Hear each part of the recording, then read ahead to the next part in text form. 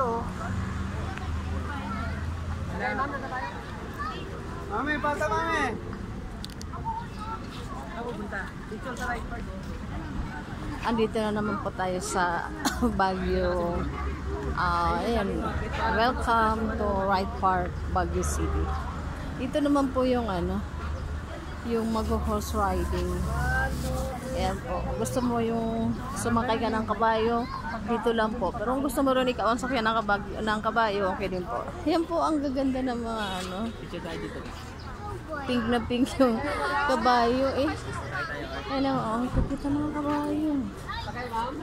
Diba? Sasakay ka lang ng kabayo. Ayun, pagbaba mo, may kabayo ka na. Dito baka makakuha. Ayun, Nang? Ayun nga. Ayan.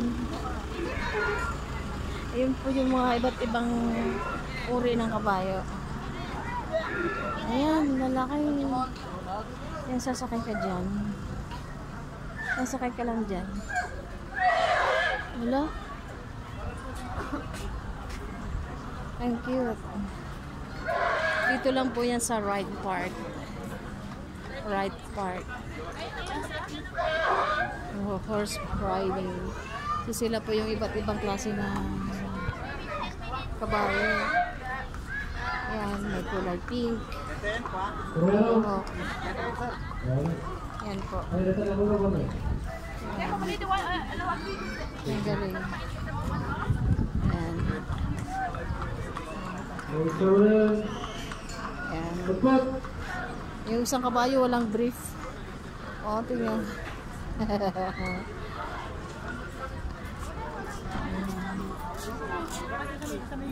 Ganyan lang po dito sa Baguio.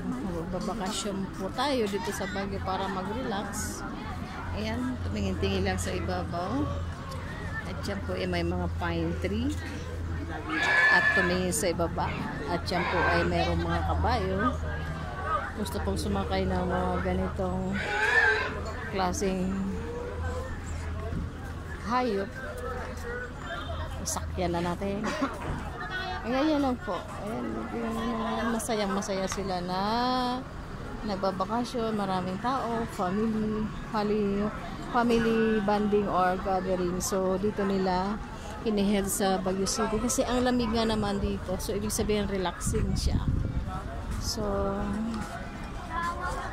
dito tayo mag-unwind.